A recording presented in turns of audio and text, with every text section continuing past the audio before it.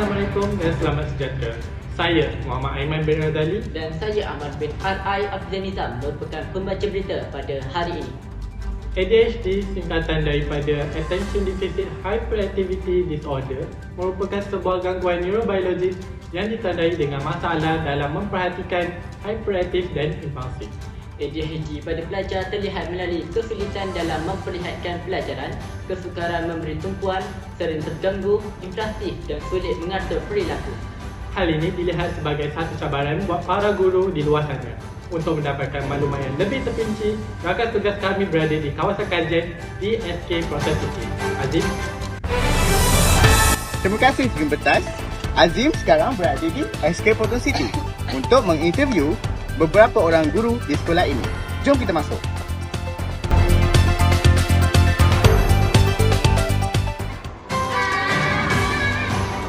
Ya, proaktif memang masih ada. Kita dalam semasa dalam alam persekolahan mesti ada jumpa yang aktif, yang festif, ada orang yang manjat. Dia aktif sangat ni, saya mengajar dia 2 ke 1 jumpa. Dia panjat grill.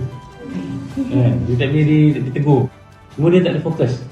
Kan, dia tak ada fokus, dia kena apa itu lah, kena bergerak sana sini, kena kalau kita mengajar tu dia nak dia perhatian kat kita.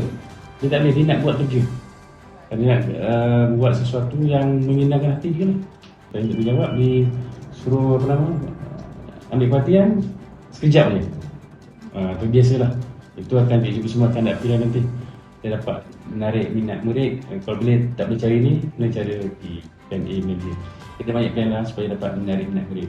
Dan cara menanya pula kena, orang kata kena pakai psikologi lah. Tanya tu kan. Kalau kita tanya macam terus direct orang kata tu, okay, dia tak dapat nak jawab.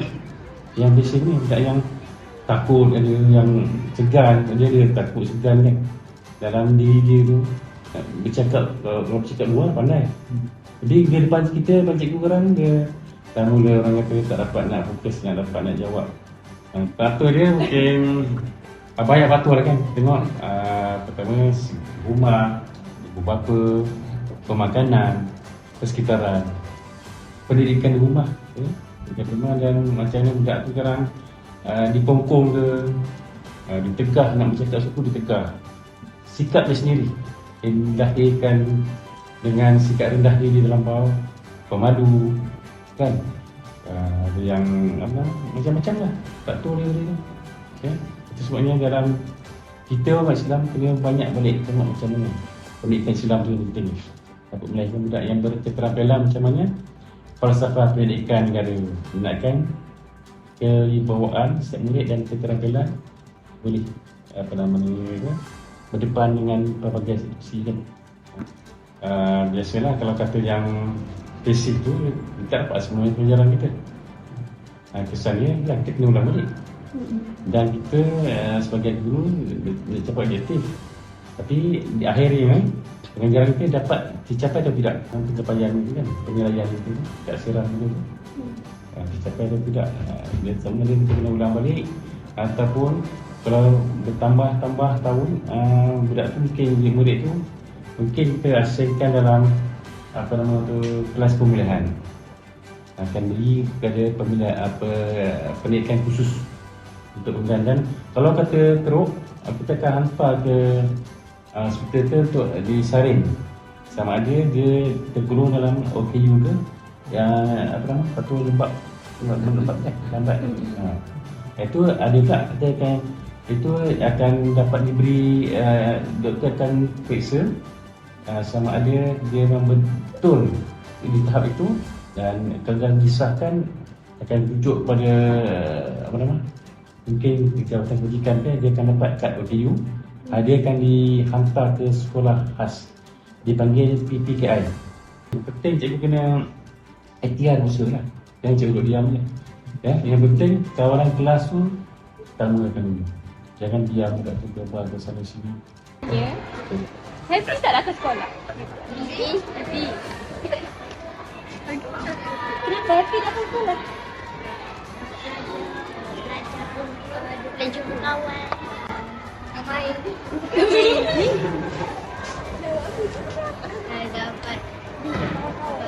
Dapat belajar dengan kawan. Satu kelas ke? Tahun berapa? Tahun berapa? Tahun 4. Sebentar tadi kita telah mendengar pandangan yang diberikan oleh PKM SK Prata City. Seterusnya, Kita akan meninjau kelas di sekolah Kota City. Let's go!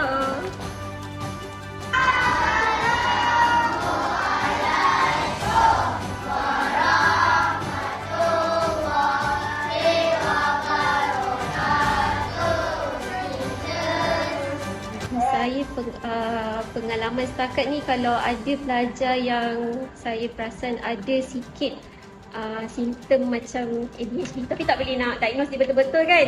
Cuma kalau nampak simptom yang jenis hyperaktif, tak reti duduk senyap semua, dah nampak dia bangun-bangun tu, macam tadi Aizan dia punya cabaran dia tu kan, macam tu lah dia akan sedikit sebanyak sebenarnya mengganggu kelas. Sebab bila saya sedang bercakap, dia sedang bergerak atau bercakap, jadi kawan pun sebenarnya tak fokus. Kawan pun tengok dia apa dia buat kan. Tu sebenarnya kawan lain pun terganggu juga. Tu cabaran jugalah. Bila kawan tengok dia bising, kawan lain pun mulalah buat juga bising. Selalunya kalau kawan yang berbeza daripada ADHD ni, saya akan minta dia bantu kawan yang ADHD ni. Yang saya perasan ada simptom tu lah, saya akan cuba minta dia bantu. Lepas tu kadang-kadang saya tak nak lah cakap ini aktif sangat lah, tak nak cakap macam tu kan. Sebab nanti diorang dah ada persepsi dan diorang pun akan ada judgement dekat kawan tu. Mungkin dari kecil kurang perhatian ibu ayah, atau mungkin dia ada masalah emosi yang tak selesai. Dia ada satu masalah emosi tu yang dia tak finish, dia tak selesai. Jadi dia akan bawa tu sampai dia membesar. Saya rasa yang satu mungkin zaman sekarang ni gadget kot. Terlalu banyak sangat dengan gadget, dia tak ada komunikasi dengan kita kan, dengan orang sekeliling dia. Jadi dia dengan gadget dia tak ada dua komunikasi, dia hanya ada satu komunikasi. Jadi kat situ pun boleh jadi punca. Selain tu saya rasa mungkin pemakanan kot. Sekarang banyak makanan yang jenis makan segera tu kan, sebab nak cepat kan. Itu pun mungkin salah satu faktor. Kadang-kadang benda-benda manis lagi buat budak aktif. Pendapat peribadi saya lah, mungkin boleh situ dia. Pesan pada dia mungkin akan ketinggalan lah saya rasa. Sebab macam bila dia tak fokus, dia tak dengar apa yang kita cikgu sedang sampaikan, dia akan ketinggalan. Inside, more focus on drawing, not focus on the rules. Focus on the rules first, and then baru you focus pada your drawing. Jangan fokus. Teknik pembelajaran biasanya saya akan panggil dia. Sebab kalau saya dah nampak dia bergerak, dia tak reti nak duduk tu, saya akan panggil dia untuk macam tadi ada nampak yang adik bergerak tu, saya akan panggil dia untuk dia jawab soalan.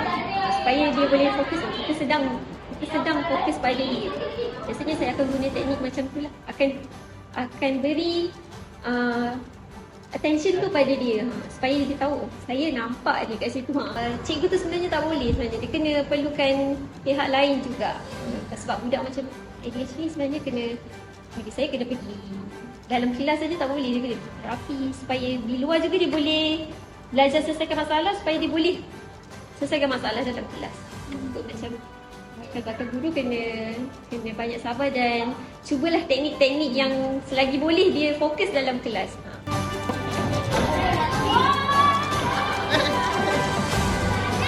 Okey. Hai. Hati-hati balik.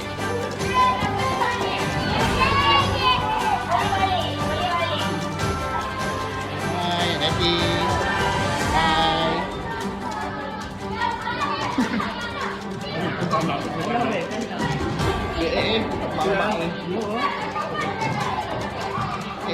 Dia raya tak ada dia.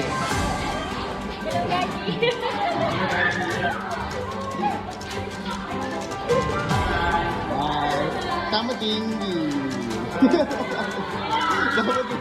Itu saja laporan temu buat di SK Prata City. Kita kembali ke Seri Pentas. Terima kasih rakan petugas. Kita berehat sebentar dengan iklan tajaan berita hari ini. Mama kami sudah pulang, mana janjinya? Jujur ada yang enak. Kita kembali. Seperti yang kita sedia maklum, ya Mak, terdapat banyak cabaran dan kekangan dalam menguruskan pelajar yang mempunyai sifat ADHD, terutamanya untuk guru-guru muda. Betul Tok Aiman. Rakan setugas kita di Universiti Pendidikan Sultan Idris juga berjaya mendapat temu ramah daripada salah seorang pelajar ijazah sarjana muda di sana. Sri Pentas menyambung ke lokasi kejadian. First time tu, biasalah. Biasa buku punya student tu memang ada. Lepas tu, first time juga berkaitan dengan perasaan rasa takut dengan student. Sebab student ni ada banyak kewatakan. Jadi kita kena adapt dengan orang supaya orang dapat tak belajar lah.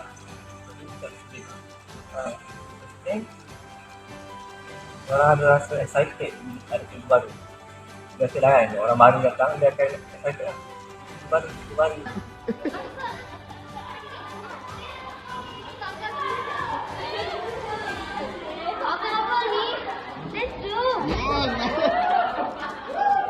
First time puji. Kelas tu sebab kita jadi penegasan tau. Kita dapat tengok bukan kerja dia lah. Cycle dia kita memang dah tahu pergerakan ataupun student punya perangai. Ada juga aktiviti student dalam satu kelas, dua kelas kan. Tapi setakat yang menentukan iPad. Okey, dengan bahan ni kita dapat aspek sama juga apa yang kita pengajaran.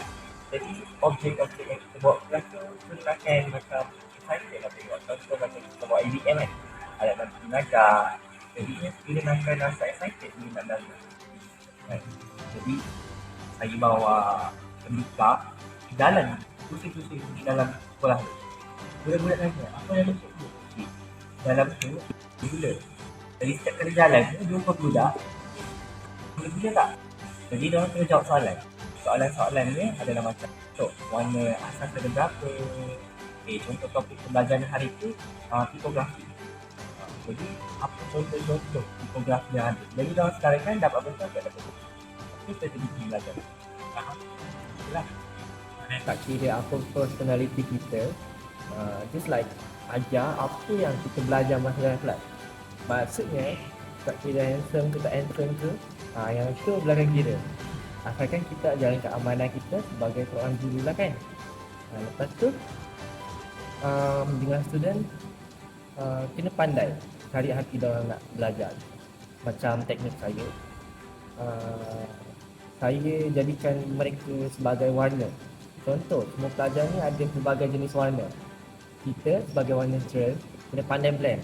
Untuk blendkan satu kelas tu untuk pandai macam mana, bukan pandai, maksudnya suka nak belajar.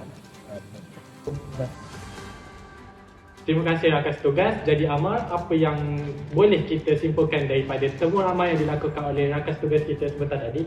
Apa yang dapat kita simpulkan adalah setiap pelajar mempunyai keistimewaan yang tersendiri dan sebagai seorang guru, kita harus berusaha dan ikhtiar dalam melaksanakan tanggungjawab sebagai pendidik. Dan semestinya sebagai pendidik, kita perlu sentiasa sabar dalam menghadapi pelbagai kerana pelajar, cabaran mendidik dan berusaha dalam mencari jalan untuk menyeimbangkan ilmu di dalam bilik belajar. Itu saja berita pada hari ini. Saya Amar bin Arzan Nizam. Dan saya Muhammad Aiman bin Razali. Itu saja. Sekian. Terima kasih.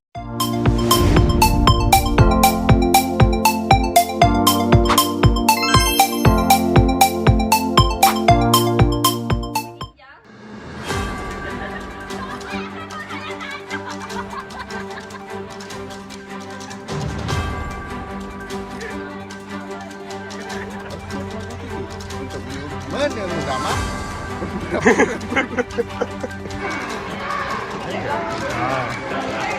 Daripada salah seorang pelajar berjaya sarjana. Kami ada sedikit berbuah hati. Buah hati jangan.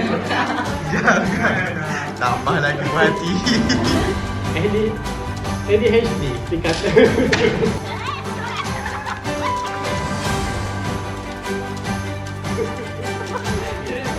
Jangan saling berpandangan. Patut gila.